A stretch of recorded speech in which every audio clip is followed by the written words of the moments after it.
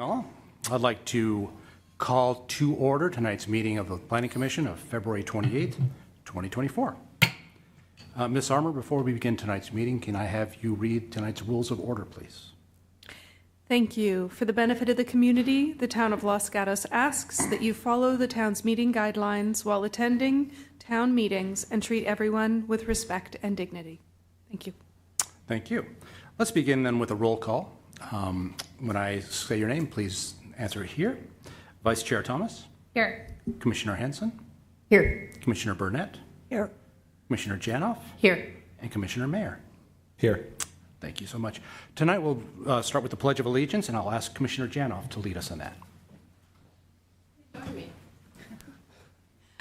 pledge allegiance to the flag of the United States of America and to the republic for which it stands, one nation, under God, indivisible, with liberty and justice for all.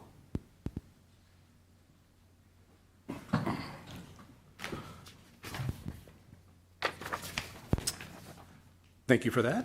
So we'll begin this evening with verbal communications. And verbal communications are anything on any issue which are not on tonight's agenda. So if a member of the public wishes to be heard on any matter not on the agenda, they may come forward and speak. You have up to 3 minutes to speak. Mr. Paulson, do we have any Zoom calls or verbal communications? We do not. Thank you so much. And I have not received any cards, but I want to make sure there's nobody in the public who wishes to speak on verbal communications. Seeing none, we'll move then to the items on the consent calendar. Tonight we have one item on the consent calendar being the approval of the minutes of our meeting of February 14, 2024. Before the Planning Commission acts on the consent calendar, any member of the Commission may request that this item be removed. Any such requests, Commissioners? Seeing none.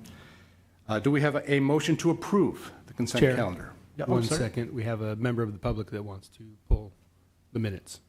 Oh, thank you.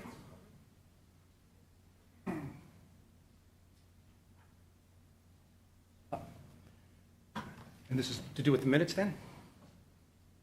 Okay. Before we go to a vote, I'll open up the public portion of this meeting to Ms. Quintana with respect to our meeting minutes. Ms. Quintana, you have up to 3 minutes to speak. Oops, sorry. Thank you. I just want some clarification. I'm somewhat confused about this motion. The initial recommendation from staff was for a zone change from C1 to R1, RD.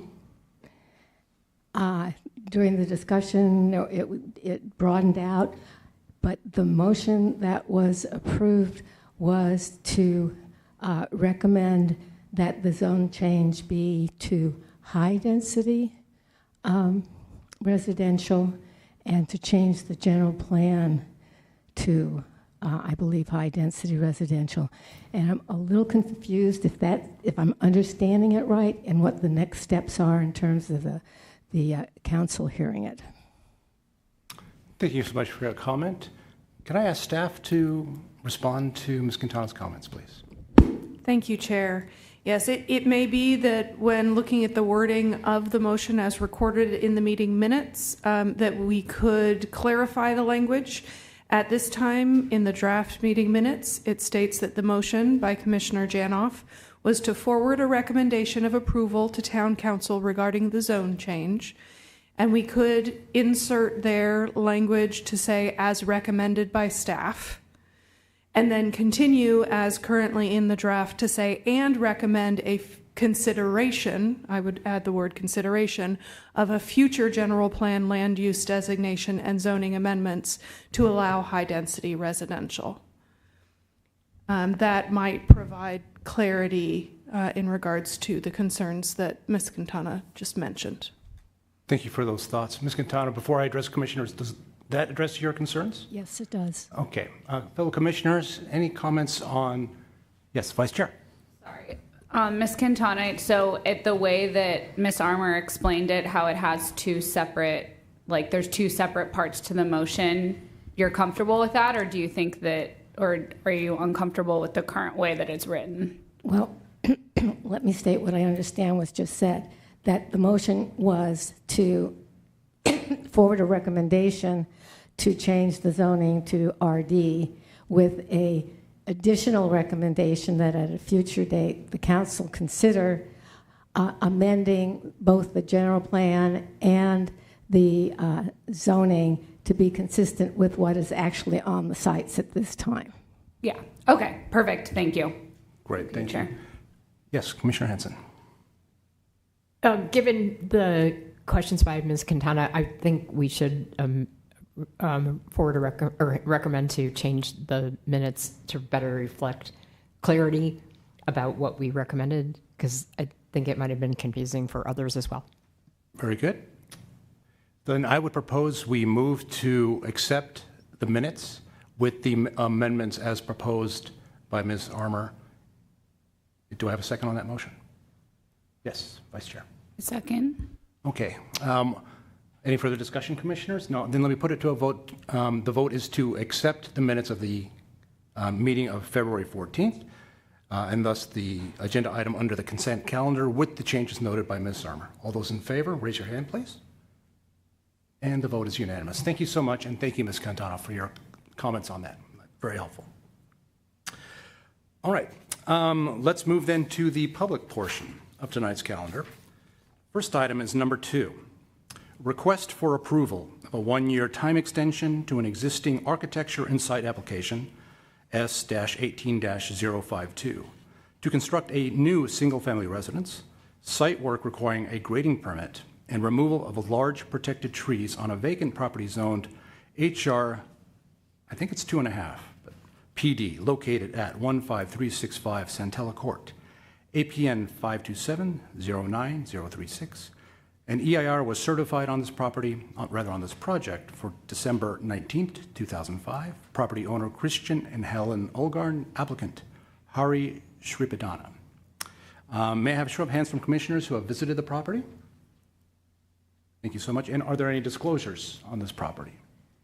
Seeing none, Ms. Walters, I believe you have tonight's staff report. Yes, good evening, Chair, Vice Chair, and Commissioners. This vacant site is located at the end of a cul-de-sac on Lot 9 of the Highlands Plan Development at 15365 Santella Court. The application was approved on March 3rd, 2020, and is subject to expire on March 3rd of this year. Building permits have not yet been submitted, and the planning application has not been vested. The applicant has provided a letter of request for a 1-year extension, and this is included in Exhibit 8. The scope of the project remains the same as the original approval. Since March 2020,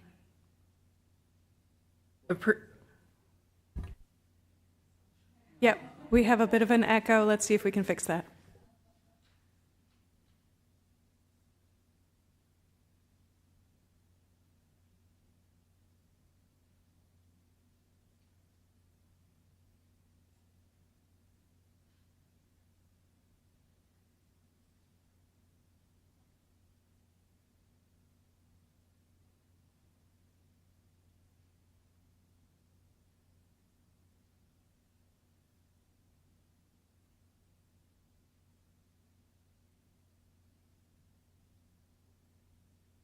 Is there an echo now? Are we good? Okay, great. Thank you.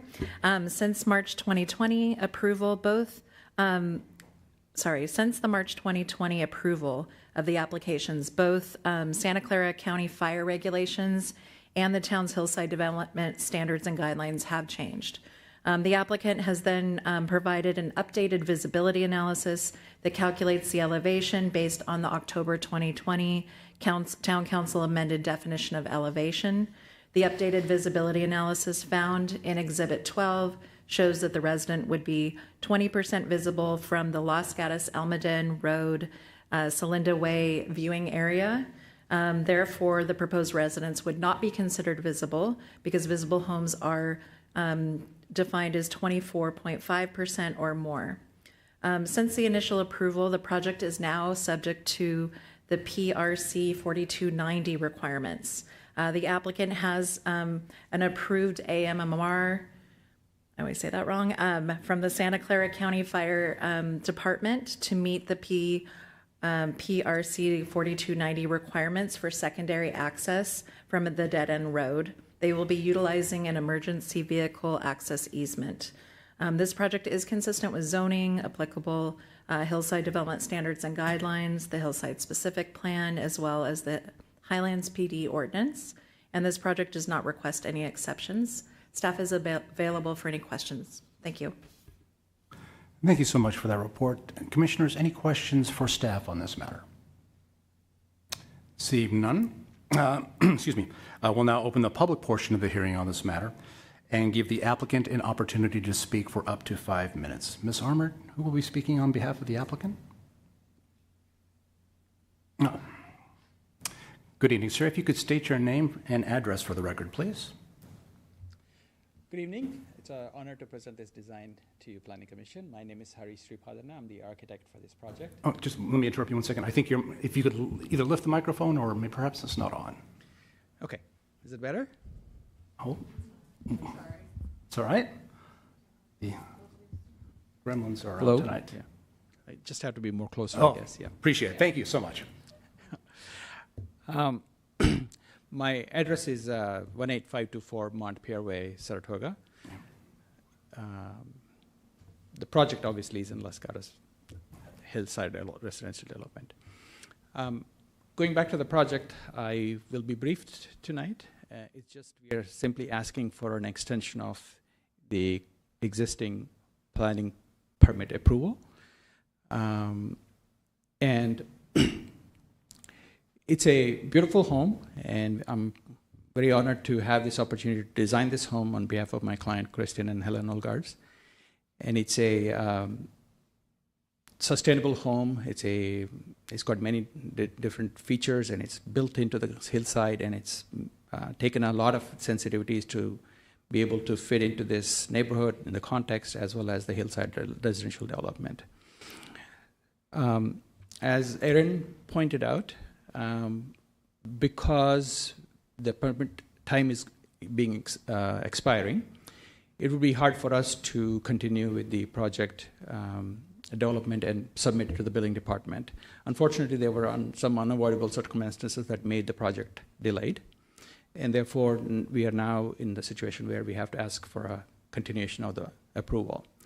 And some of you probably were in the first time I presented this as well. The project was unanimously approved by the Planning Commission as well as the Town Council. And as Erin mentioned, we meet all the current zoning codes, ordinances, design guidelines. It is not a visible home. It is, it meets the latest fire safety regulations as well as all the town reach codes. It's a net zero energy design, which means it makes its own energy by itself for all years' use. It's a sustainably designed home which would meet the LEED gold or we're hoping standards when the project is finished. And we hope to submit for those certifications after the project is finished. And all the team members who worked on this project has worked very diligently with your staff to make sure we complied with all the requirements for this beautiful site. So tonight, if you want to forward the slides, right? All I ask is that we do still comply with everything, and we do meet all the requirements needed by the city. And I hope this decision to extend the planning permit would be a simple decision for you to make and an easy decision for you to make. And we would like request you to approve the project's continuation so we can continue applying for the building department submittal in a few weeks and get the approval, start construction in fall of this year. Thank you. Thank you. Before you sit down, commissioners, any questions for the applicant? Yes, Commissioner Hanson. I just wanted to confirm what I heard. Because you asked for a 1-year extension, and since it's been 4 years. 4 years, yeah. Do you feel confident that the 1-year extension will be enough? It's not that you couldn't come back for another one, but as noted in this the staff report, some things have changed, and so if there were a lot of unavoidable circumstances, as I said, happen last time, that I think we are in a better shape now. We have a GC on board. We have a much bigger team of people who contributed to the development of the design. And we are ready to, as I mentioned, except for this situation, we would be submitting to the building department in the next couple of weeks or 3 weeks at the most. Good, that answers my question. Thank you. And I have one quick question. In our packet, we have updated conditions of approval should we elect to grant your extension. I'm certain you have reviewed those. I want to make sure you're comfortable with the updated conditions. Yes. Great. Thank you so much. Any other questions, commissioners? Thank you. You may have a seat. Thank you. I'll now open the matter to members of the public. If there's any members in the public, I don't have any cards, but any members in the public who wish to be heard on this matter, please, you can step forward. Seeing none, Mr. Paulson. Any members on Zoom? Seeing none. All right. Applicant, if you wish, you can have this opportunity to make a closing statement, but otherwise, we can go ahead and close the public portion of the comment. Okay. Thank you so much again for your participation. All right. I will close the public portion of the comment on item number 2 and invite the discussion of fellow commissioners for thoughts, recommendations, or a motion. Yes, Commissioner Janoff. Thank you. I would just like to say that I was on the Planning Commission when this matter was before us the first time. It's an attractive, well-designed home. It fits the neighborhood. It's something that I really appreciated seeing. It's a little bit different from the houses in the planned development, which I also appreciated seeing. So I'm in favor of not only the extension, but the project itself. The underlying project is quite beautiful and an asset to Los Gatos. Thank you for that. Any other commissioners have comments or a motion? Commissioner Hanson. I'd like to make a motion that we approve the extension of the approval for a 1-year period, subject to the conditions, the updated conditions, and the updated plans that are in our packet. Thank you. Do I have a second? Commissioner Janoff. I'll second the motion. Thank you. Any further discussions, commissioners? Seeing none, can I have a show of hands of those in favor of the motion? Motion carries unanimously. Ms. Armour, are there appeal rights? Yes, thank you. The decision of the commission can be appealed to town council by any interested person as defined by Town Code Section 2910-020 within 10 days on forms available online with fees paid. Final deadline is 4 p.m. on the 10th day. Thank you so much, and good luck with your project.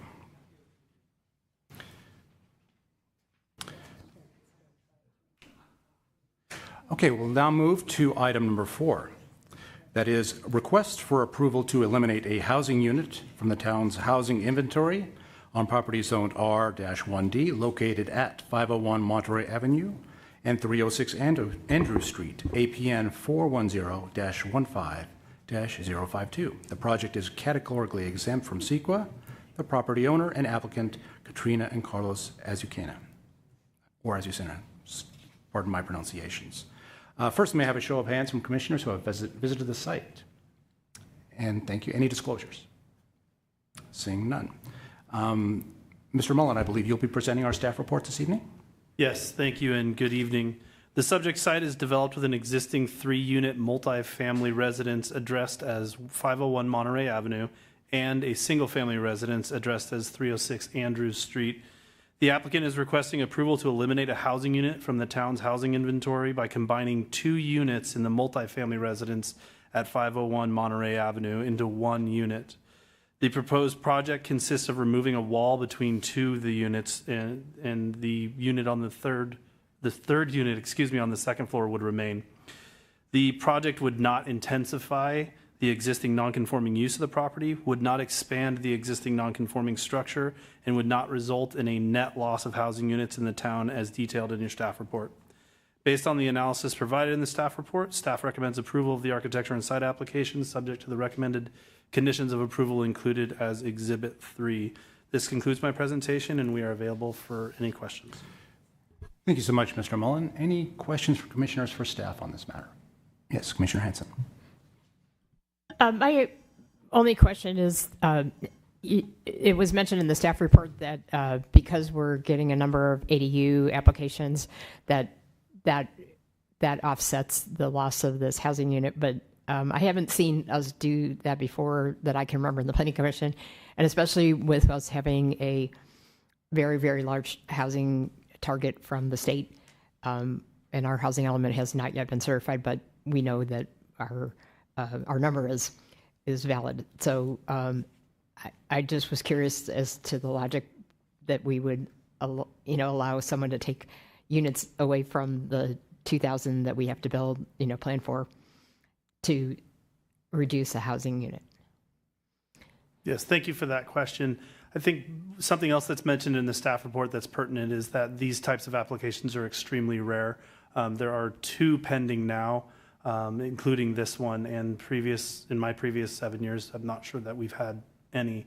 The logic here is that considering the rare occurrence of these types of applications to remove a housing unit from the inventory, coupled with just the approvals and actual certificates of occupancy issued for ADUs, which is just one category of housing being created in the town, that the one would be no net loss, and to the impact of the few applications that we do get would be minimal to the RENA numbers that are required by the housing element.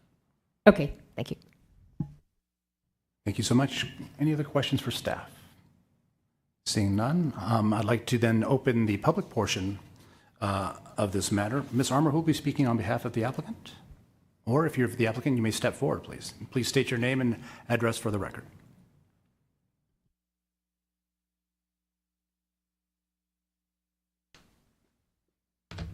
Hi, everybody. My name is Carlos Azucena. I live at 306 Andrew Street in town. Thank you for taking the time today, everyone from the Planning Commission, to listen to our request.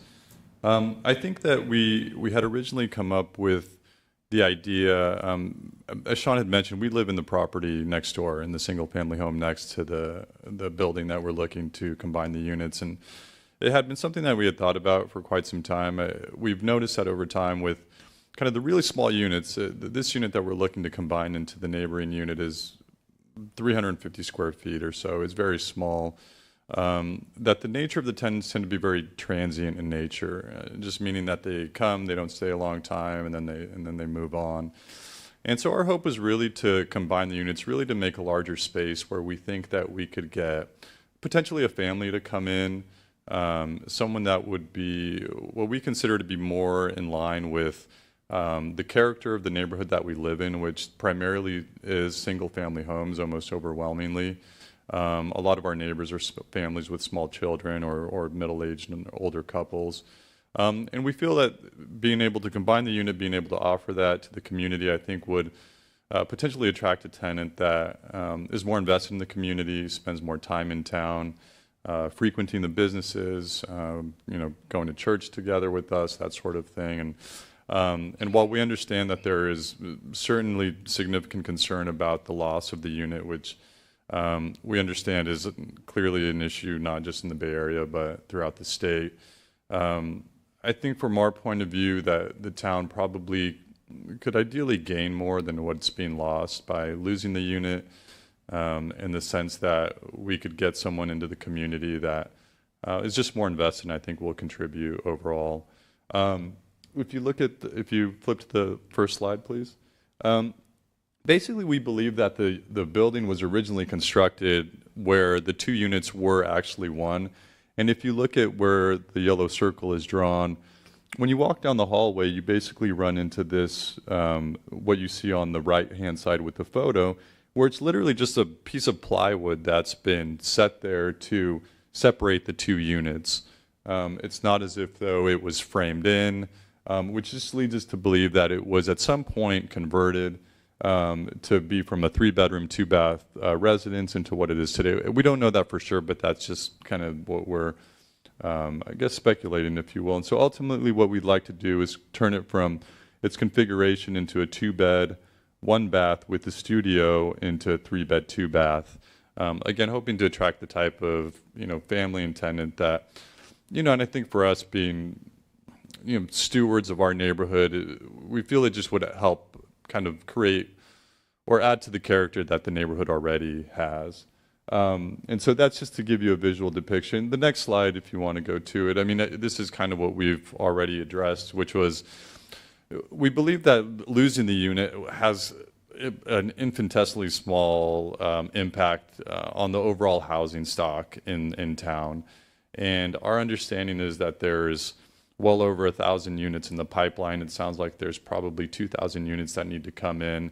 And so ultimately the belief is that, you know, this being a very rare request and having a very small impact on this housing stock and really not requiring us to do anything other than really just remove the wall in the kitchen, as opposed to kind of building something greater or changing even the character of the building as it currently stands. You know, we're hoping that that is enough that we can get it approved. So that's it. That's the end of my comments. Right, thank you. And before you sit down, commissioners, any questions for the applicant? No, seeing none, thank you again. You'll have a chance at the end to address us again. Okay, thank you. I'll now open the matter to the public portion. If any member of the public wishes to speak on this matter, they may have up to 3 minutes. And I do have a card from Ms. Quintana. Ms. Quintana, if you would again state your name for the record, and you have up to 3 minutes to speak. Lee Quintana. I'm currently a member of the Historic Preservation Committee, and in the past I was on the GPAC and the general plan for the 2040 general plan. I have several comments. First of all, this is an R1D neighborhood, which allows duplexes and single family homes. The neighborhood is a mix of both, although clearly it has more single family homes than it does duplexes. But duplexes are allowed, and we are, I think, sort of claiming those areas with R1D duplex for the housing element as potential additional housing units. So I'm not sure what the rationale is to eliminate even a small unit, which could be considered a junior ADU. The character of the neighborhood doesn't change one way or the other. That house currently reads as a single family house. And right across the street, there's another duplex, and nearby another duplex, and there may be others that aren't readily apparent. I believe the lot is large enough to allow a duplex, and I'm not aware that the definition of a duplex means that the 2 units have to be of equal size. I think it's possible to have a duplex attached with 1 unit larger than the other or smaller than the other.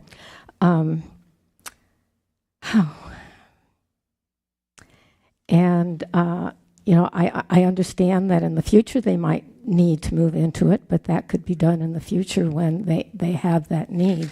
I agree with Commissioner Hansen's questions about this. I think that's all I would like to mention that 350 square feet is a fairly decent size junior ADU. I have what's considered an ADU that's 250 square feet. And no, I don't have any problem keeping tenants for a long time. The last tenant we had moved out 3 months ago. She'd been there 17 years. The previous one had been there 7 years. The previous one 10 years, et cetera, et cetera. Part of holding long-term tenants is how much rent you charge. And that brings me back to making a 2-bedroom into a 3-bedroom, again, works against what we're trying to do in the housing element, which is provide smaller, more affordable units. Thank you. Thank you, Ms. McConnell. Before you sit down, any questions from commissioners? No, see none. Thank you again. Those are all the yellow cards I have for people here in the gallery. Mr. Paulson, shaking your head. Nobody on Zoom then. Then I'll ask the applicant if they wish to reapproach the podium and speak again. You have up to 3 minutes.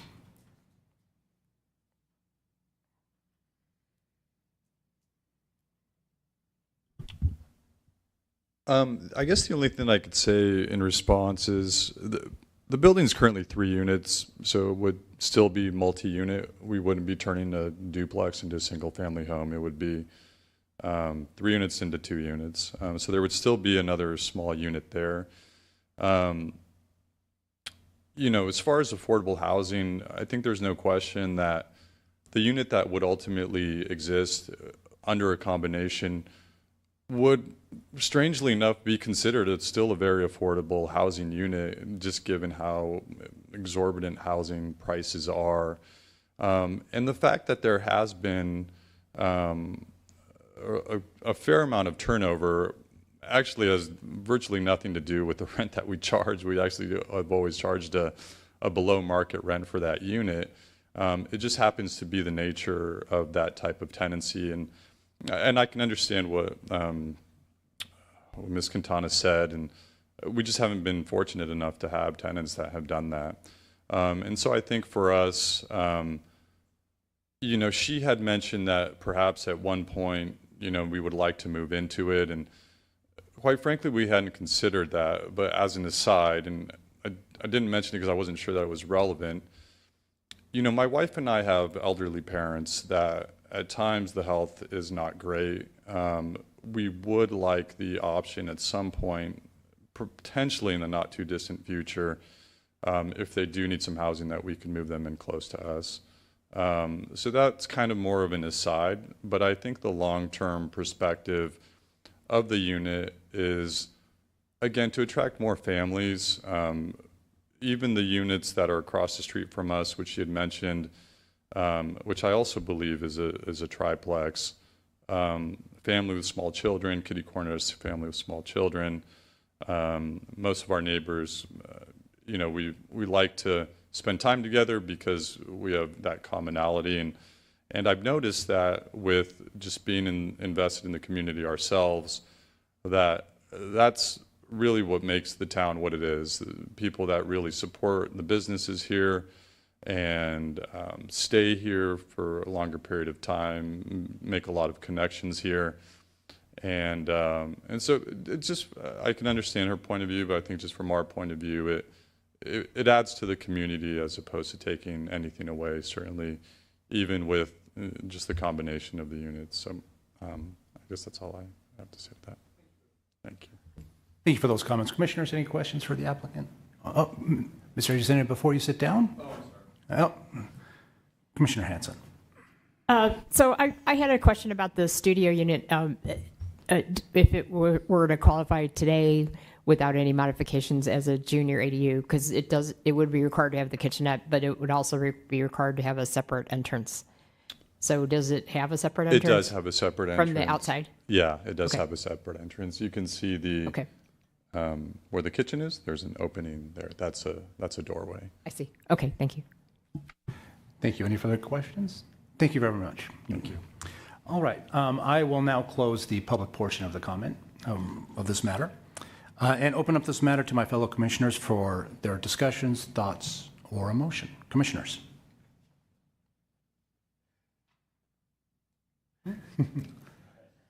Commissioner Janoff, thank you. Sigh. You know,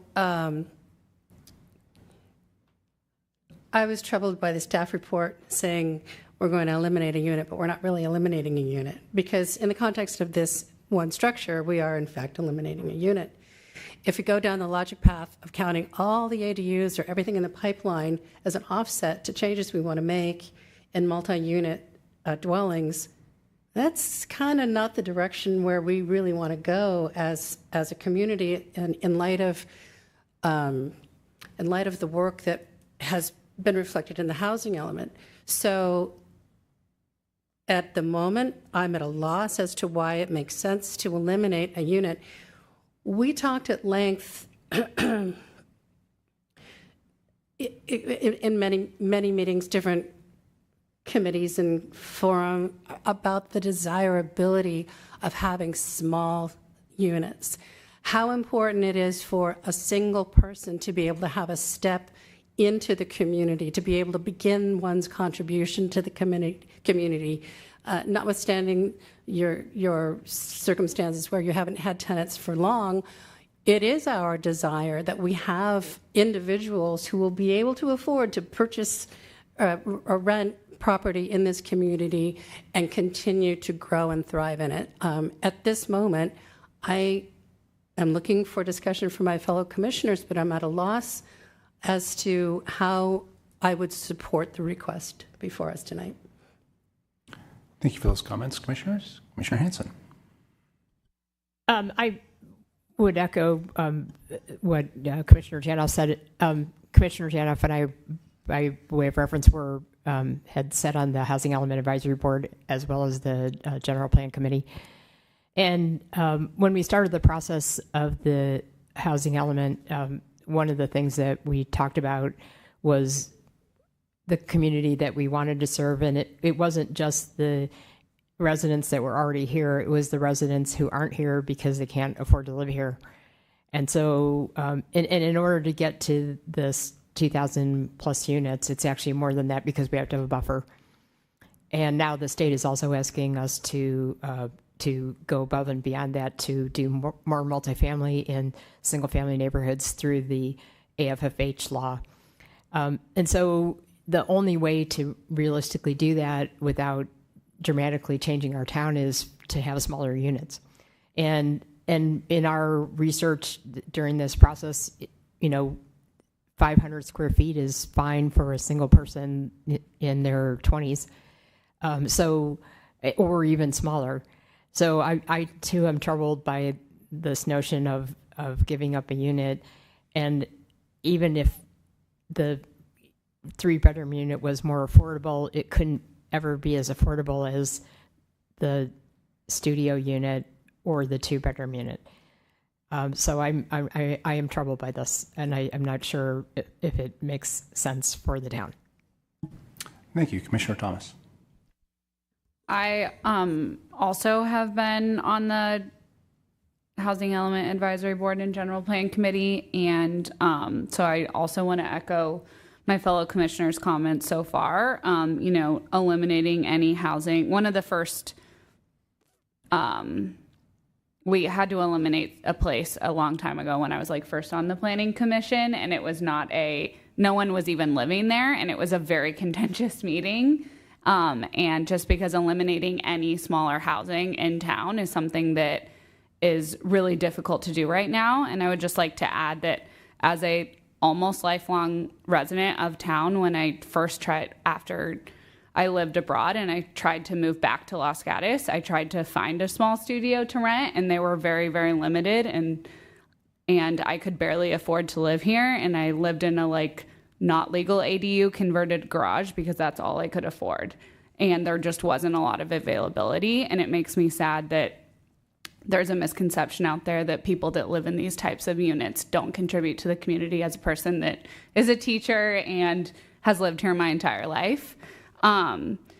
So that being said, this is just a really difficult, I understand I also, I own a condo that I rent, so I understand the difficulty of finding tenants and everything like that also, but it's really hard for me to just say oh yeah, we'll make this up with an ADU when we looked at the numbers and there's just not many units that are this small and available. And in addition, it is in an area where you don't need a car. So someone with and it's not up a bunch of stairs, so someone with limited ability status has access to all the amenities. And so it does make it just seems like a loss that isn't gained by a family being able to live here. I don't accept that as a justification. So I am interested to hear what my fellow commissioners have to say, but I also did want to just ask the town attorney about the legal rights of the owners with regards to converting, getting this approved or not to convert. The law that comes to mind is takings law, and so that would be if the property owner were being denied all economically viable use of the property. And I don't think, in my opinion, that a planning commission denial would constitute a denial of all economic value. Okay, thank you. Yes, Commissioner Burnett. Yes, thank you. I do agree with my fellow commissioners. Sitting on the Historic Preservation Committee, we have several homes always being taken out of our inventory, and most of those homes are small and, two bedroom, one bath. So we are losing homes in one sense. So I think it is important that we retain a smaller one bedroom, one bath kitchen with its own entrance. I think that's an important part of what we need to continue doing. Thank you. Thank you. Further comments, Commissioner Mayer? Yeah, I'm pretty much in agreement with what the other commissioners have said so far with regard to the importance of retaining small housing unit rentals available in the town. I'm an architect by profession, and I design a lot of ADUs and junior ADUs, mostly for single-family homeowners. And oftentimes, they're building a JADU, they're converting their garage, or they're building a backyard ADU to use for multi-generational living purposes.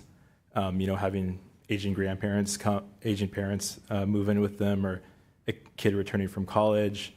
I know you guys said you're interested in having a family rent this place.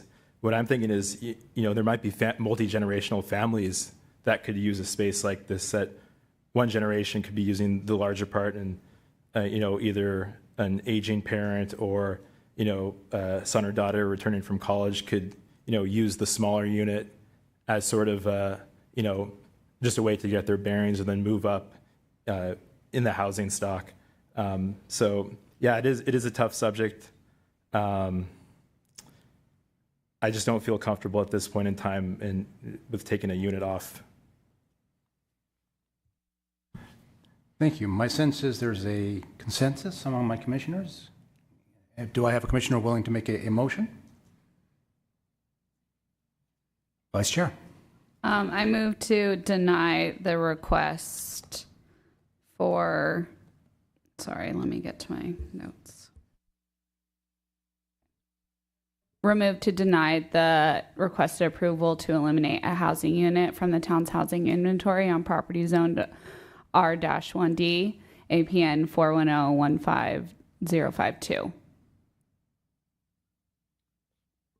Thank you. Do I have a second? Commissioner Hanson. I second the motion. Thank you. Any further discussion? No, then by a show of hands, all those in favor of the motion, please raise your hand. And the motion is unanimous. Ms. Armour, are there appeal rights? Thank you. Yes, the decision of the commission can be appealed to town council by any interested person as defined by Town Code Section 2910-020 within 10 days on forms available online and fees paid. Final deadline is 4 p.m. on the 10th day. Thank you so much. That concludes the public portion of the calendar. We will now move to the other business, item number 4. That is the forwarding a recommendation to the Town Council on amendments to Chapter 29, that is the zoning regulations of the Town Code regarding sign amendments. The proposed regulations are not subject to CEQA. Staff report will be prepared by, I believe, by Town Attorney. Town Council. Thank you. Good evening, Commissioners.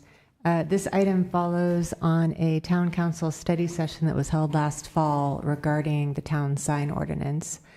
In 2018, there was a case that overturned a town's sign ordinance because it contained content-based regulations. And content-based regulations are defined as regulations where one needs to read the sign in order to know whether it's prohibited or allowed. And so in another issue that this update is proposed to take care of is there's currently not a regulation that prohibits signage in the median of roadways or in the area between the paved road and the sidewalk. There is a provision that prohibits temporary signage on benches or poles, but not the freestanding temporary signs that one sees occasionally. And so these are intended to be very surgical edits. The council is very happy with how the ordinance works as a whole. And so the edits are just proposed to take care of a few problems. And so I will walk you through the changes, and then I'll be available for any questions. So the first is that any content-based regulations have been removed, and examples of those would be political signs and real estate open house signs.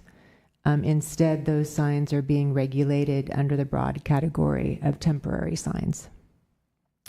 Language has been added to prohibit temporary signs in the road median and the area between the paved road and the sidewalk.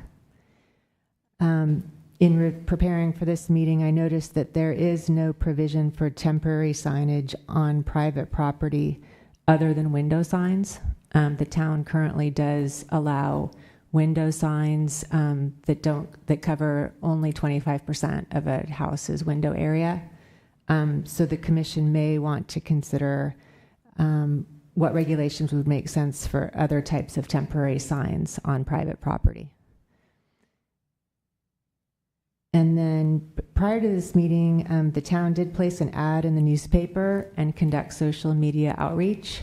But as you'll see, we have not attracted a lot of interest. In addition, I wrote to the Silicon Valley Association of Realtors and called them twice. I haven't heard back. The chairperson did suggest that I contact the Chamber of Commerce. And so I could, and I think that's a good suggestion, so I could either do that if this item gets continued, and then we would have input from the Chamber of Commerce before this comes to Planning Commission for a recommendation, or the Planning Commission could choose to make its recommendation tonight, and I can contact the Chamber of Commerce before the Town Council meeting. And other than that, I'm available for any questions. Thank you so much for that report. Commissioners? Commissioner Hanson. My question to respond to your suggestion of continuing or making a decision tonight is this. It doesn't seem to me that what we're changing to is more restrictive than what it was. It's less. That's correct. Okay. So then I'm trying to imagine why someone would have an objection to less restrictive. Yeah, I suppose what's giving me pause is that I haven't gotten a phone call saying we have no objections. But you're right. It is less restrictive than what's on the books right now. Thank you. Any other questions for staff? Seeing no, oh, Commissioner Janoff. Yeah, just to clarify that the temporary sign that comes to mind, particularly at this time of year, are political signs. And so is it my understanding that lawn signs would be prohibited? It's interesting. The lawn signs are not addressed one way or the other. And so one potential fix is that we have a section that addresses signs on lots where the property is for sale. And one option would be to say that temporary signs are allowed on lots up to 6 square feet, and it says 1 sign per street frontage. So that would be one option. But that would be regarding a for sale sign or a for rent sign or something along those lines. Right now, it's only addressing for sale signs. Right. But I guess my question has to do with the political signs. Right. And one of the reasons I'm asking is because several years ago, before I was on the Planning Commission, I was the treasurer for what would be an incoming council member. My understanding at the time was that their lawn signs were being pulled because the lawn signs were not permitted to be on any property. And that seemed to be, there were 2 problems. One, some signs were being pulled and others were not. So it wasn't evenly enforced. That could be because it wasn't being pulled by the town. But it strikes me that it would be reasonable for temporary signage to include lawn signs, political signs, and perhaps there's 1 per property, private property, public property. I just think not having, they're all over town anyway. And if we have an arbitrary enforcement, well, they're not mentioned, so we're pulling them, or they aren't, whatever. I think it's fair that we explicitly include lawn signs, and I would be in favor of permitting them to be in place on at least on private property, if not, probably not public property, but that would be my opinion. As the commission discusses it, it would be good to discuss how many lawn signs would be permitted per piece of property. You don't want the 40 flamingos signage types, yeah. I can't imagine why we would need more than one on a property. Okay, Vice Chair. Thank you. Ms. Whalen, would you be able to explain the urban, you were talking about the myth and the misconception in town about the sign, where signs are allowed and everything up to this point? Yes. Thank you. There is a town code section that prohibits signs on, I can't remember the exact wording, but it says signs on structures in the public right of way. And then it gives the examples of benches and streetlights and poles. So that prohibition is on the books. I think over time, people have come to understand that prohibits signage anywhere in the public right of way, but in fact, it's more limited than that. Okay. So that's possibly where some of this misconception is, and part of the cleanup is intended to make things more clear and straightforward. Yes, because the council liked the idea of prohibiting signage in the medians and in the area between the paved road and the sidewalk. And that will match with what everybody's understanding of the code has been up until now. Thank you. Thank you. Commissioner Hanson. I wanted to follow up on Commissioner Janos' comment. So I think a few elections ago, there was a scenario where we had multiple people running for council. And then when we're looking at the upcoming primary, there are not only, multiple people running for any given office, but there's also quite a few offices that are on the ballot. So I don't think it's unreasonable for someone to have more than one political sign if they're supporting a candidate. Well, okay. Well, so then, yeah. We actually had, and then they're still on council. It's our mayor and vice mayor were former planning commissioners, and they both ran at the same time. So a number of us supported them both when we were doing that. So as you were talking, I was like, I can easily see that would be a problem to only have one sign like that. So I don't know what we need to do. I didn't realize that this change was going to change that, or. Is It's it just not interesting. changing? There's nothing in the ordinance right now that addresses that, and so it would be helpful to have it. And then, Chairperson, at some point, you're probably planning to open public comment whenever. Yes, I just want to make sure any further questions for staff, Commissioner Mayer. Yeah, my question has to do with signs on construction sites. Is that addressed here, or is that separate? It is, and let me see if I can find it.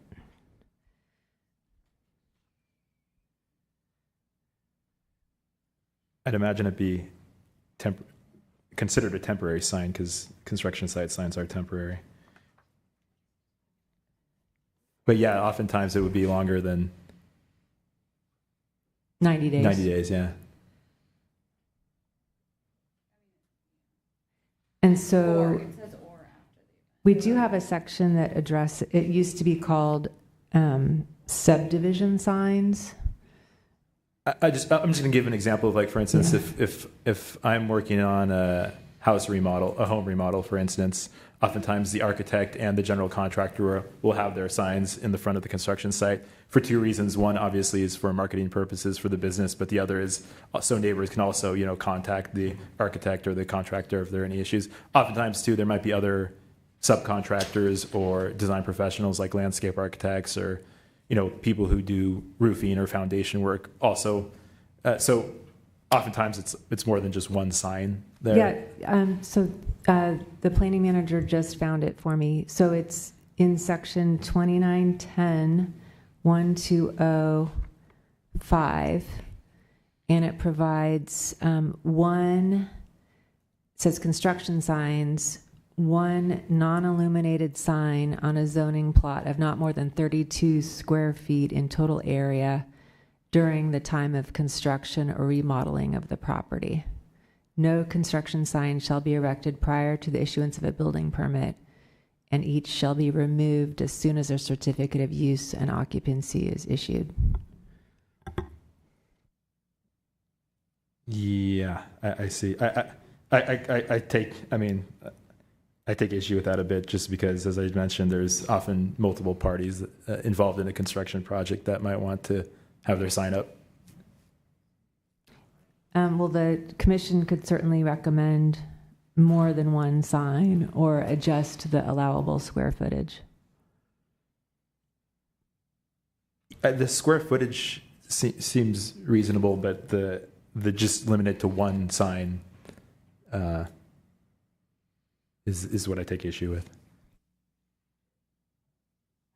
One option would be to not limit the number of signs and only limit the square footage of the sign area. Okay. I would need to think deeper on if 32 square feet in total would be enough. Is that something we can come back to? Yeah. Sure, of course. Other questions for staff? Commissioner Burnett. Yes, thank you. Just for clarification, you mentioned signage is allowed between the street and the sidewalk. Are you saying that? Right now, the code is silent on it, and so it's permitted. And the goal is to make it not permitted. Okay, that sounds like a good idea. I was thinking of signs in the planter boxes going down North Santa Cruz Avenue. Thank you. Commissioner Hanson, I saw your hand raised. Well, I know you needed to take public comment, so I could hold my. I had some feedback for Commissioner. Very good. So. I would like to open it up for public comment. Let's begin with members here in attendance. We have one yellow card, Mr. Fago. You have 3 minutes. If you could state your name and address for the record, please. Thank you. Lee Fago, 845 Lilac Way, Principality of Los Gatos. Been here 27 years, and we love it. In fact, the only way I'm leaving is in handcuffs or a brown box. This is where we want to be. To the points of the discussion this evening, that the signs that go onto private property, whether they're political, they're for sale signs or remodeling signs, whatever, they need to be temporary, only during the term of the candidate's campaign or the construction itself. And no signs should be on, as you were discussing, but it hasn't been formalized, should recommend to the council no signs on medians or sidewalks, and should be enforced just as they are with the telephone pole signage ordinance. And the size of the signs that should be for the political signs should be of a smaller scale, maybe 3 by 2 or 6 square feet or something. Construction signs could be larger, and it could be per contractor on a construction site as opposed to only one for one of the contractors. There could be the architect, there could be the plumbing, could be all the different folks. They could have their sign there. I think that's reasonable to do.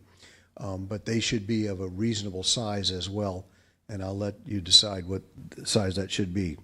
And for the political signs, I think we've all seen how that has gone overboard on Tate Avenue. The signage there, if you haven't, you may need a 6-pack of something to make it worth going down that street to see what's there. But huge signs and multiple signs are a complete distraction and need to be regulated. That's my points. Thank you. And this is a critical issue. It really preserves the ambiance of our community and at the same time informs people of their opportunities in their neighborhood, of what's going to be for sale, what's going to be rented, who's building what, where, and safety signs that people can put up, I think, are important as well. So with that, thank you. Thank you, Mr. Fago. Before you sit down, commissioners, any questions? No. Thank you again for your comments. Mr. Paulson, any members of the public on Zoom? Seeing none. Okay, I will then close the public portion of this matter and invite commissioners to ask questions, including of staff, offer recommendations, or provide a motion. Commissioner Burnett. Thank you. I have an additional question for staff. Yes. So we're talking about signage, and just as a thought, now, what if it's in a form of a flag? I mean, is that addressed anyway? I was thinking. It is. I think right now there's just a size limit. So right now, the proposed language is in 2910-1151, and it says flags, banners, pennants, balloons, and similar objects designed to move with the wind are prohibited, with the exception of flags up to 15 square feet in size, which are permitted.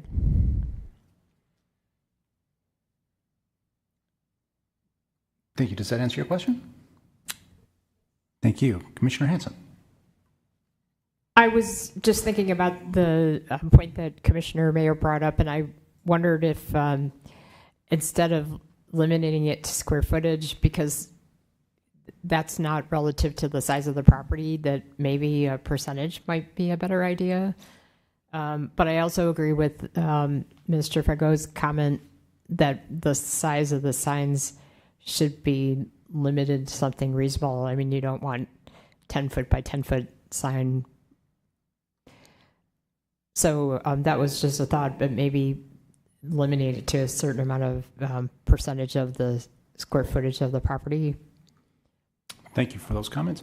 I just want to note for the record, I'm looking now at the original language of political signs, and the language that currently exists is total sign area shall not exceed 6 square feet in residential zones and shall not exceed 18 square feet in other zones. So that may be something we wish to consider as we have our discussion. Yes, Vice Chair. I have a question for Commissioner Mayer, but then maybe I have a recommendation that we just like go through instead of jumping around, like kind of go through and check out the edits and, you know, so that we can kind of hit this systematically, if that's okay with the chair. Perfect. Okay. But before I forget, I do just have a question for, do you reuse signs at properties? Or do other architects and contractors? I would presume so. Yes, if it's just a sign that has like the architect or the contractor's information. Sometimes the signs are printed in a way that have more specific information about the property that's being built or remodeled. So I think in some cases, yes, but not in all cases. Okay. I just wouldn't want to make a requirement that like new signs have to be now printed for every single site, right? If we like require them on one sign versus multiple signs in cases of like, you know, for rent and just like how they're reused in that way. So go ahead. Yes. That raises the question, I think, also with some of the housing element talk that has now spilled over into some of the talking about story poles and whatnot in the town. And I think there's been some recent talk about, or I don't know if it passed, having a sign with a rendering in lieu of story poles in certain instances. So I think that's something we'd probably also have to consider and balance that with whatever we're doing with the signs here. Mm-hmm. Thank you so much. And two things. First of all, I think what we'll do then is, pursuant to the Vice Chair's idea, let's page through the red line document that we have. Begins on page 543 of our packet, if everybody can access that. And while we're doing that, if I can ask Commissioner Mayer, it occurred to me, do you have experience in other jurisdictions besides the town here, I would imagine? Any experiences on construction signs in other jurisdictions that might be helpful for this discussion? I've never encountered a situation where they limit the actual number of signs. Usually it's the dimension of the sign itself. And usually that's limited to 36 by 48 inches, so 3 by 4 in general. Yeah. Great, thanks, that's helpful. Okay, if I can ask my commissioners then, and I'll do this as quickly as possible because I think most of the pages have very few comments, but does anybody have any comments with respect to page 1 of 16, that is page 543 of our packet? Seeing none, I'll go to page 2, and there are no edits on page 2. Page 3. We have 3 changes, it appears. Any comments on those changes? Yes, Commissioner Janoff. So political signage is stricken. Is it included anywhere else? So now there's just a broad category of temporary signs. Okay, and does that specifically speak to political signs? No, because that would be content-based. Okay. Yes, Vice Chair. So just to clarify, because you would have to read a political sign to figure out if it's political, that is considered content-based. So we should remove all that language. Right. Okay, perfect. Thank you. Very good. And to further confirm, even though it's not specifically mentioned, it doesn't constitute a prohibition against political signs in town. Right, because now it'll be governed as a temporary sign. Very good. Thank you. Okay. Page 4, no edits.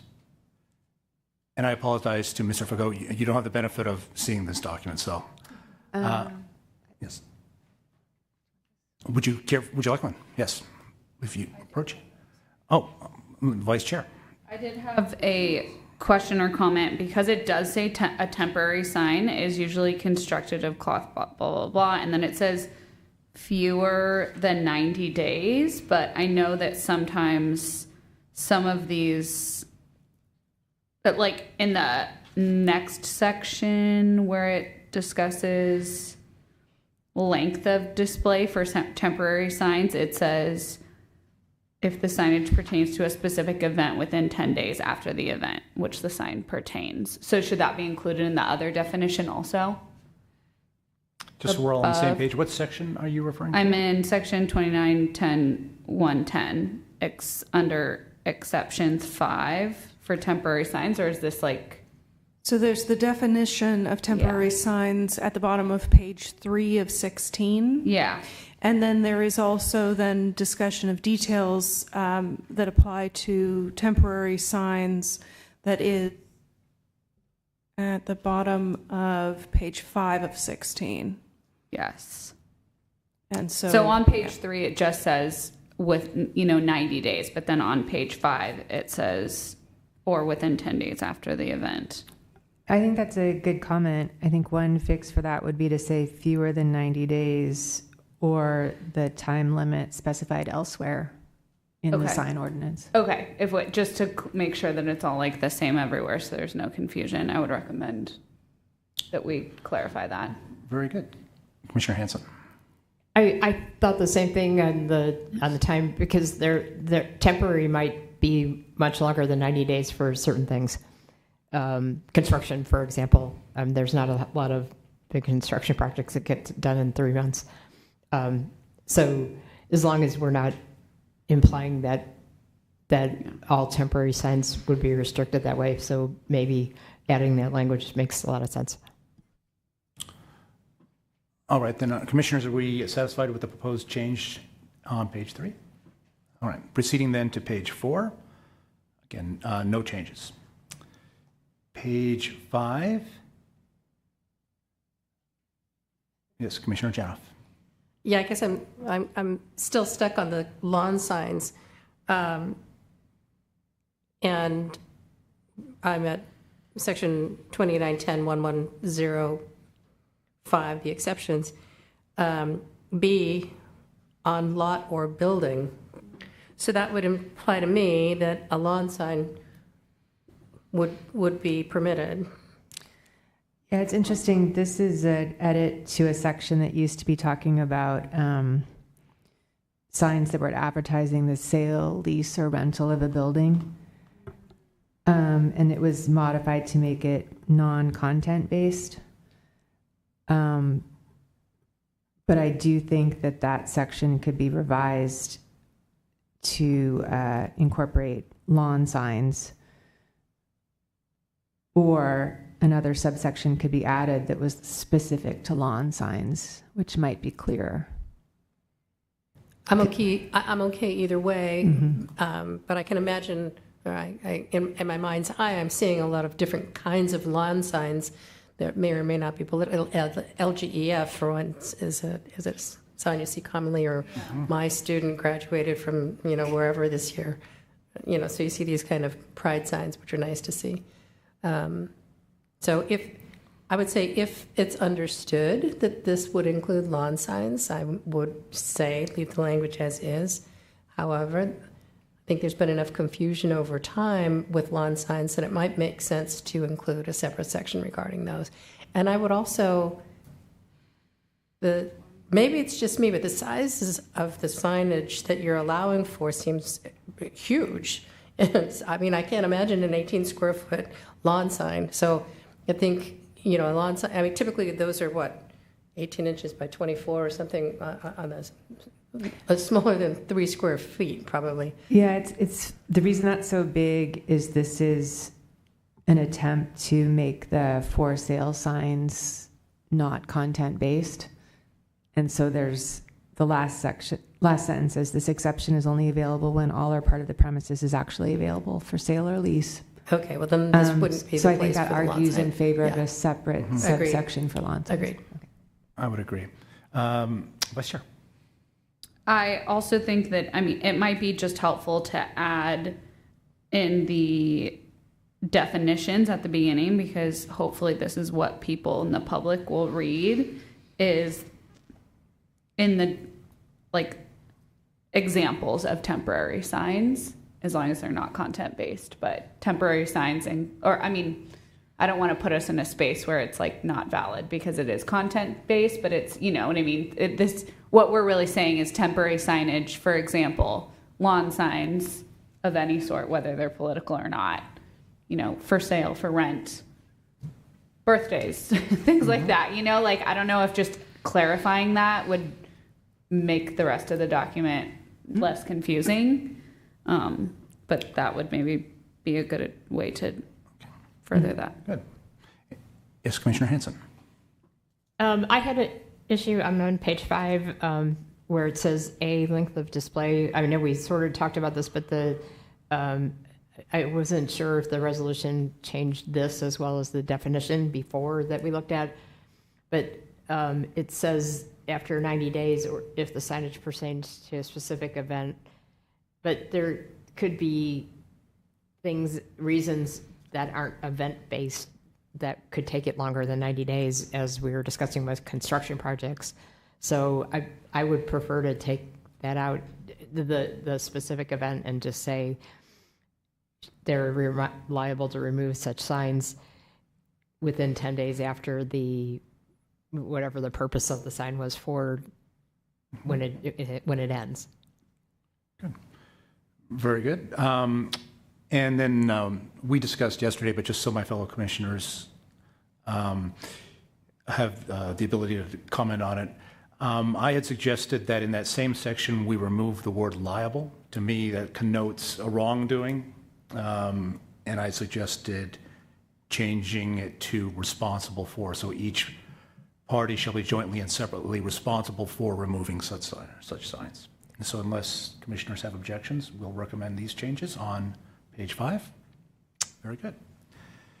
Page 6, multiple changes, mostly deletions. One question about Yes. lawn signs. What is the commission's thought on the maximum size of a lawn sign? Vice Chair. I think that ideally it would be 3x2 or whatever is the standard one. However, I think that, and this is from my teaching background, we also need to write this into code in a way that it's going to be enforceable. We don't need our code enforcement people running around and trying to find all of these signs that are out of compliance. And so I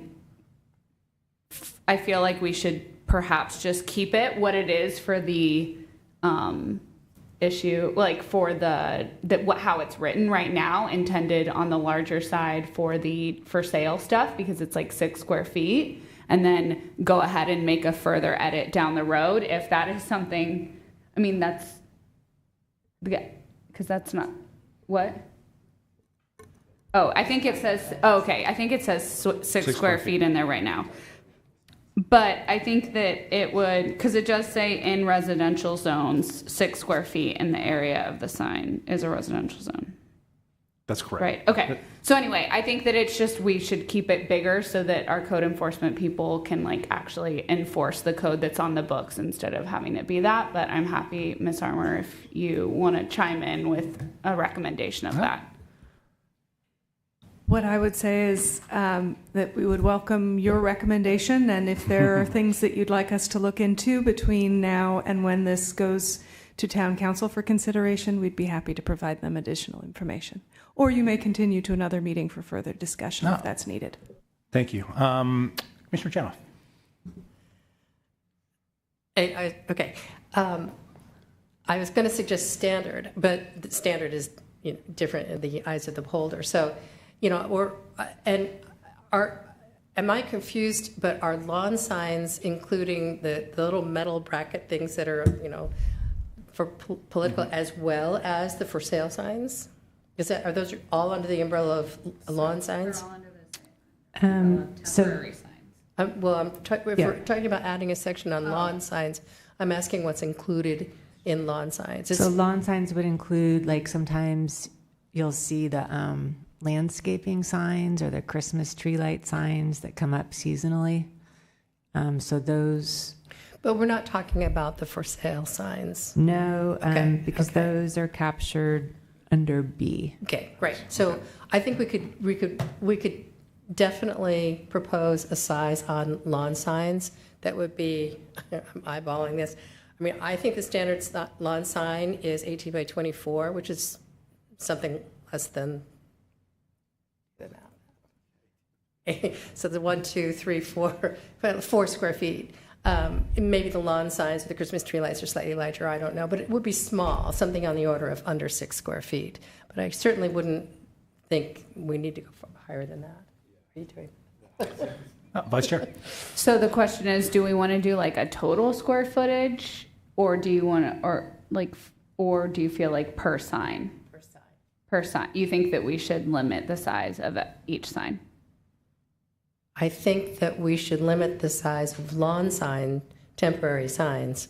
Okay. But there may be more than one temporary sign on a lawn. Okay. And then another question is how many lawn signs? That's what I was asking. I know. I'm like, I don't know. I mean, again, I don't know if we can really.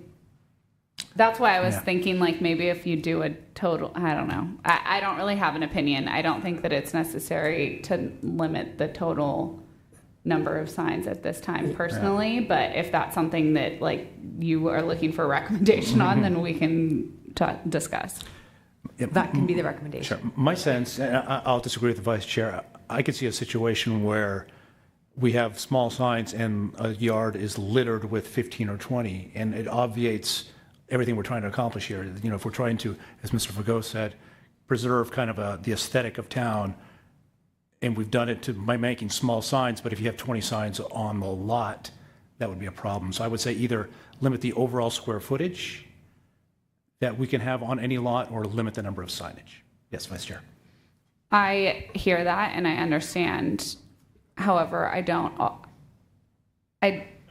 don't think that we necessarily need to make that decision. We don't need to go to the lowest common denominator to make this decision. I don't think. If the solution could limit people that are intending to do this in goodwill. So I just want to make sure that I'm not comfortable throwing out a number because I don't know what the average number of signage is right now. I don't think that it's fair to say, 4, because that sounds nice, if that makes sense. So, but I do understand your concern. So I think we're going to need more info. Sorry, staff. Thank you. Fellow commissioners, any further thoughts? I think we've got two open issues here on this one, the total sign size for lawn signs, and if there is an overall sense or desire to put a cap on the number or overall square footage for the entire. Any thoughts from commissioners on either of those topics? Commissioner Janoff. I would not do an overall square footage. Somebody would have to count and calculate, and it's kind of a silly waste of some administrators' time. I would, based on what Commissioner Hanson has observed with regard to how many town council members or other, individuals might be running for office, it's you would want more than one. I mean, I haven't been down Tate Avenue, so I don't know what the issue is there. But we're also talking temporary signs, and you could see where, part of your right to free speech is to put a lawn sign up and say, this is who I'm in support of. And I mean, I wouldn't want to say, no, you can only support 5. And then you're saying, well, sorry, council member so-and-so can't support you. I've already got 3 signs. I mean, that just seems like a strange way to decide who to support or not. I would say a limit on the size of the sign. I suggested no larger than 6 square feet, which seems huge to me when we're talking about these lawn signs. But I would say a limit on the per sign size and not a limit on the number of signs. Thank you. Commissioner Hanson. I concur with the Vice Chair and Commissioner Janoff. I think, although it would be certainly undesirable to have a yard littered with lawn signs, I would defy anyone to come up with the right number, because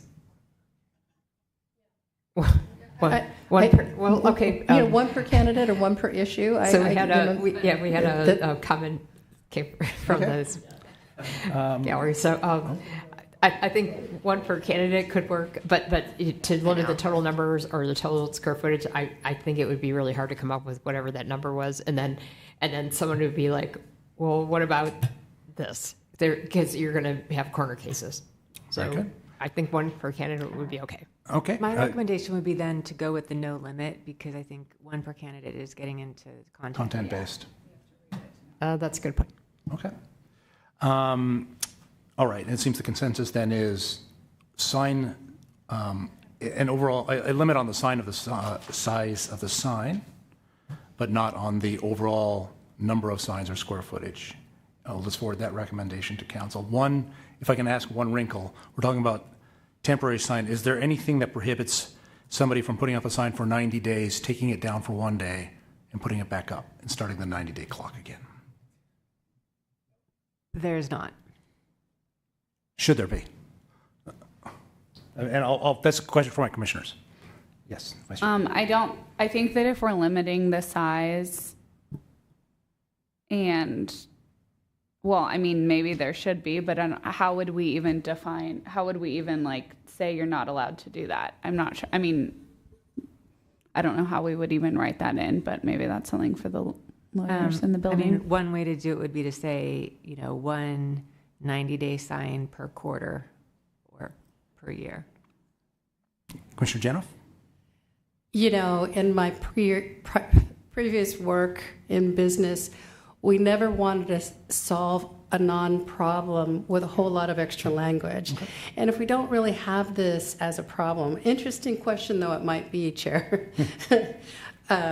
I don't think throwing a lot of extra words at it makes sense. So, we've got a general policy throughout the whole ordinance that makes sense. We understand it's, the desire to not have a lot of signage, but I think unless we have a problem, then we address that problem.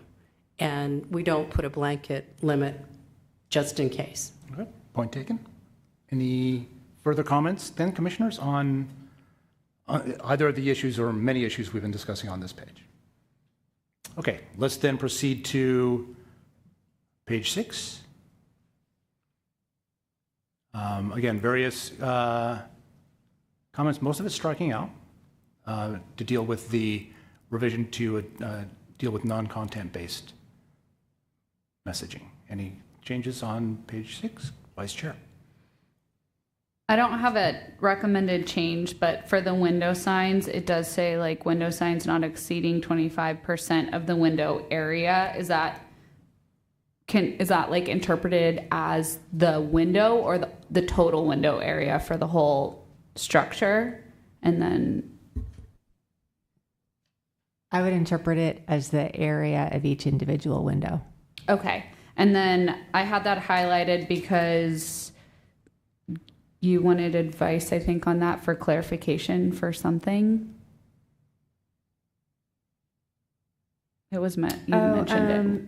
I think in the introduction I mentioned that there was an existing regulation on window signs, but not lawn signs. Oh, okay. So we've cleared that up now. Okay, perfect. Thank you. Thank you. Any other comments with respect to page 6? All right, seeing none. Page 7,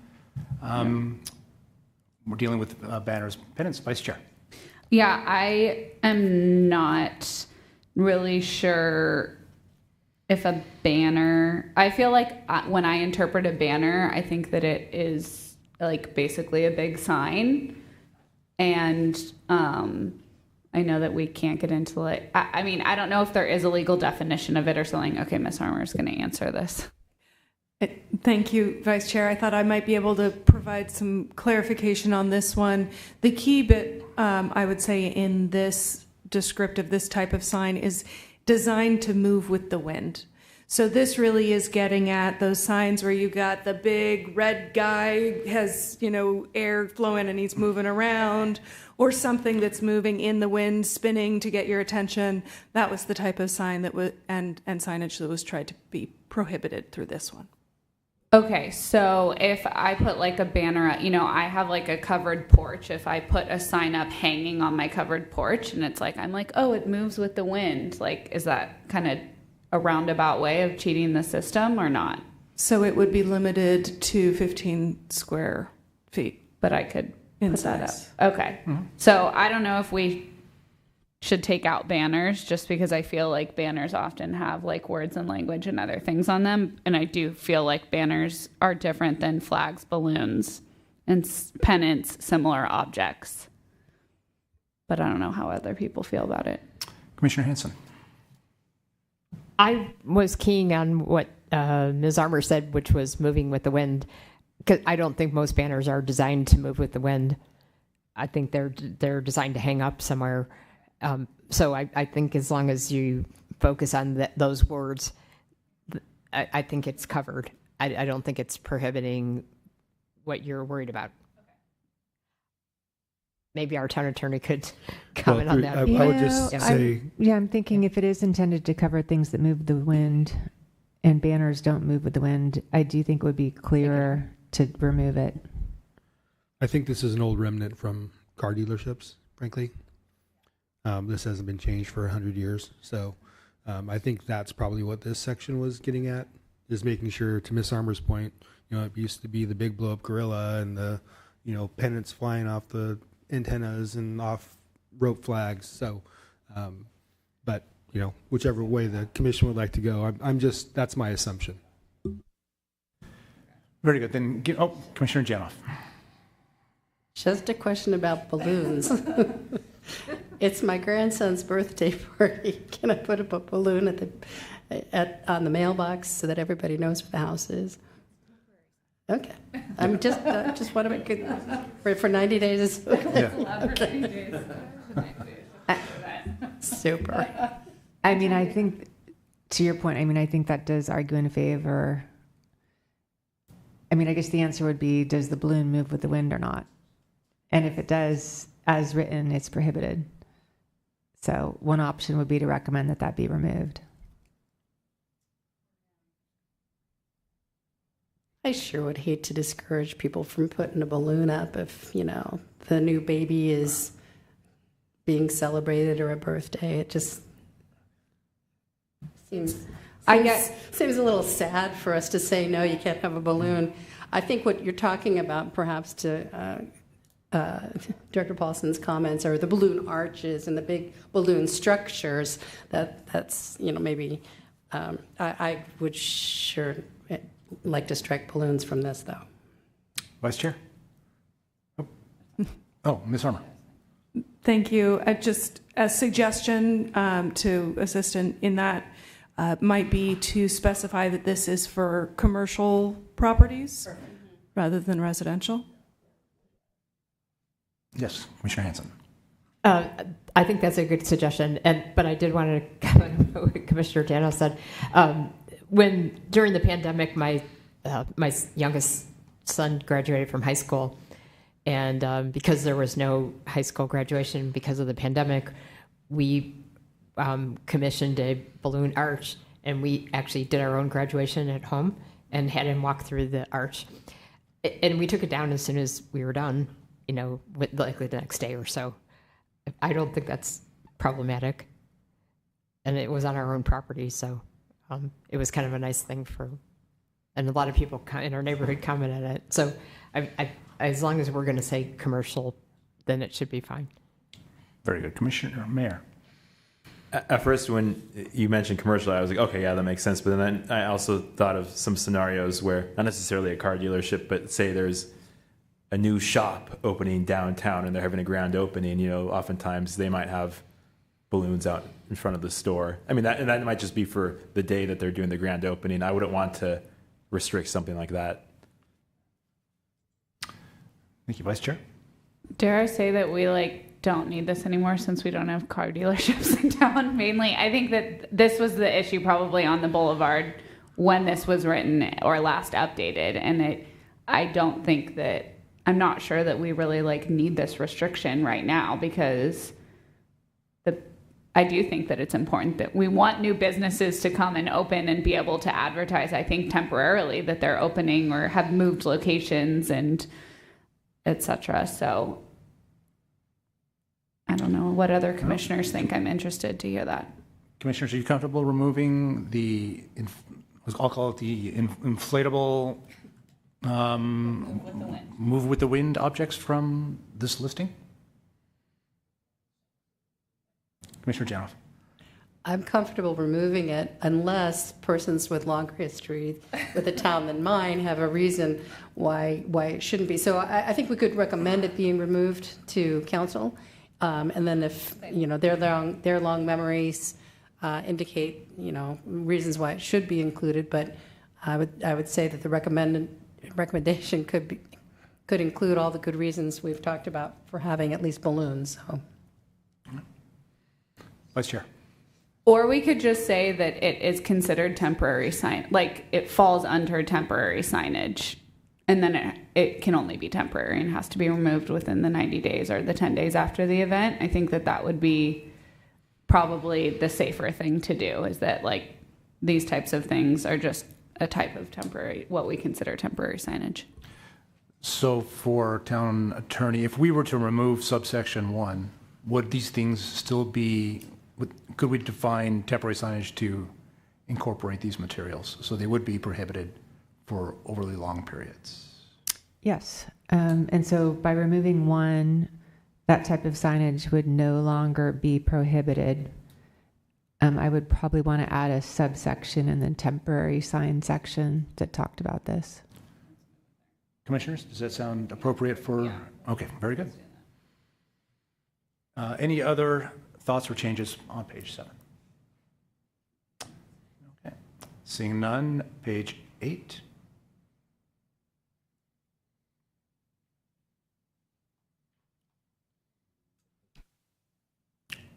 There's a few edits on this, so I'll give each person a minute or two to take a look. Vice Chair? Oh, Ms. Armour. I may be getting at what you were about to bring up. Just to clarify, again, we're talking about temporary signs. Now, these are temporary signs that do require a permit. The previous temporary signs were allowed without, in a category of exempt signs that did not require a permit. Thank you for that clarification. So this might be where those balloons, et cetera, end up falling into, actually, because it does seem like premise signs erected by businesses, and then it discusses temporary signs for businesses. No. This is where the grand opening signs used to be located, and since that does sound like what was being considered, though it may be on residential properties, it might be exempt. On commercial, it would require a temporary sign permit. Okay. Might be a way of dividing it based on your previous discussion. Okay.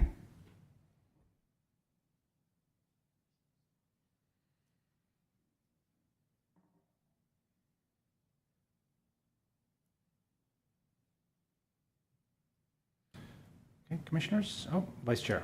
My only other thought, and this is really relevant also to Commissioner Mayer's, what he brought up is just making sure that the language and the specific sizes for everything in this is updated with the anything related to the new story poles and signage in that ordinance. And I'm sure that that's already been covered. Those bases have already been covered, but just want to confirm that if there's anything that we're like, oh, we want it this small, obviously we don't want it to clash with that one. Yeah, thank you for that. We haven't yet been able to return to council with the finalized changes to the story polls, but we will definitely keep an eye on that to make sure we're not creating conflicts. Very good. Okay. Any comments then on page 8? Seeing none. Page 9 has very few comments, almost none. I will then move to page 10, which has also relatively minor number of comments. And this looks like construction signs. Here it's where it's addressed. Vice Chair. My recommendation would be that we, and this is similar to I think what Mr. Fago was saying, is that there should just be one sign per involved party, and then a limit on the total square footage, except no limit on total square footage, unless Limit on per sign. Yeah. limit on per sign. Okay. Commissioner Mayer. Yeah.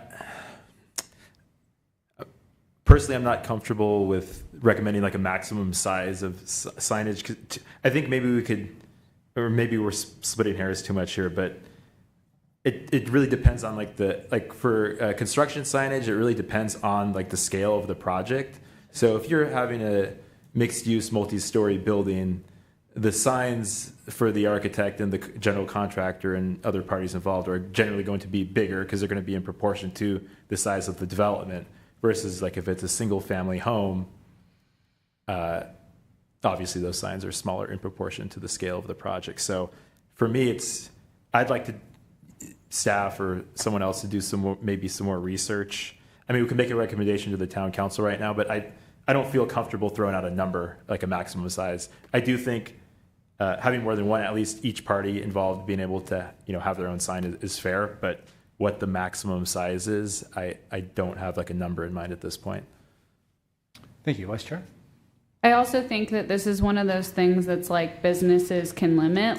If you're a contractor and you put up a bunch of ugly signs, you're not doing yourself any favors. No one else is going to want to hire you or contract with you. And I know sometimes it's big projects, but I do think that this is one of those things that architects, contractors, people are going to kind of self-regulate this a little bit because they don't want neighbors to call and complaining about their signage. So I'm not sure. I agree with Mr. Mayor, and I'm not sure that we want to make sure that it's a high enough number, but also I'm not sure if we need to really put a ton of restrictions on this for those reasons. All right, then my sense of the recommendation to council will be one sign per trade, but and ask staff to conduct some research into maximum square footage signage, perhaps in other jurisdictions. I do think the signage per trade is veering into the content-based realm. Okay. But I think, staff could do research on the maximum size square footage for all the signs combined. Very good. Again, whatever is in compliance with law and industry standard. And Commissioner Mayer. I mean, I'll just give you my experience anecdotally. Yeah. Typically, you don't have every single subcontractor putting a sign on. You don't have the tile guy putting their sign on. You don't have the electrician putting their sign on. Usually, it's the architect, the general contractor, maybe the landscape, and then maybe someone that's doing, maybe the foundation. If there's a hillside foundation or a big excavation happening, maybe their sign goes up too. But generally, it doesn't go into every single trade that's involved in the building project. Yes, Commissioner Janoff. So I think we would say, we would want to eliminate the one sign, because it isn't likely that all of these trades are going to be together on one sign, but to limit the maximum number of square feet, depending upon what you find out from other jurisdictions. Was that, Commissioners, we're in agreement on that? Very good. And then as we were speaking, I quickly flipped through the remainder of the document, and I found no more red line changes, if you'd like to confirm. And of course, we're not limited to these red line changes. Commissioners can make other changes as well. But my sense is, if we're all satisfied, we could make a motion to forward the red line changes as proposed by staff, together with our verbal comments this evening, to Town Council as our set of recommendations. I'll make that a motion. Oh, I'm sorry, Commissioner Hanson. Oh, you go ahead and make the motion if that's your motion. So I'll second unless it. you wanted to make a comment before. No. Okay, then that's my motion. Commissioner Hanson. And I'll second the motion. Very good. Then by a show of hands, can I see all commissioners in favor of the motion?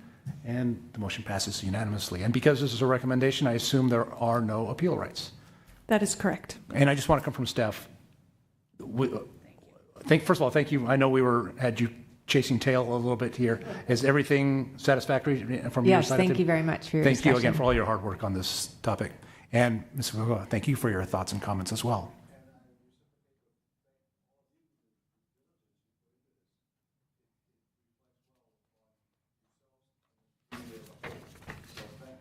Thank you. Yeah, very. You're representing the entire public. So. Yeah, it's a heavy load on your shoulders. You've carried it well. Very good. I believe then that closes the other business portions of our agenda, and so we'll now turn to the report from the Director of Community Development. Thank you. On behalf of the director, I will report that the town council did meet and discuss the housing element again on the 20th, so last week, and provided direction. That discussion will continue on March 5th. In addition, I want to remind you and anyone who is watching that recruiting for committees and commissions does continue until 4 p.m. Monday, March 4th. Interviews are tentatively scheduled for the 19th. And that does include our vacant seat here on the Planning Commission, as well as a number of other committees and commissions within town. Thank you. Thank you. Let's now turn to subcommittee reports. In addition to their service on the Planning Commissioner, each commissioner serves on a subcommittee. The CDAC has not met, but I know that the HPC did meet. Can we get a report from HPC, please? Yes, I'm happy to say that we did have a meeting today. We had 8 items, and sad to say that two homes were taken out of our inventory. So, and I was elected chair. We had a new nomination, and Lee Quintana is vice chair for the Historic Preservation Committee. Thank you so much. Well, we all join in congratulating you on your election. The GPAC, or Housing Element Advisory Board, has met or not met? The Housing Element Advisory Board at the Town Council meeting on the 6th was disbanded.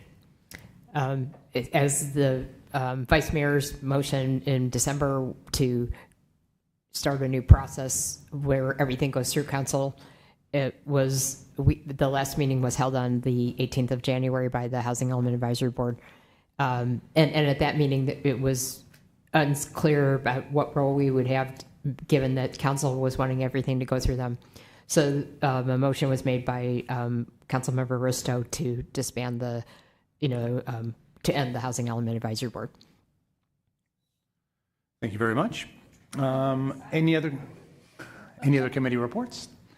Seeing none. At this point then, I just wish to thank staff, members of the public again for their service. Tonight was an interesting meeting, a little bit different from our usual, but I think anytime we get to enjoy in a lively discussion, I think serves our town well. So thank you all for your participation. And with that, I'll adjourn this meeting.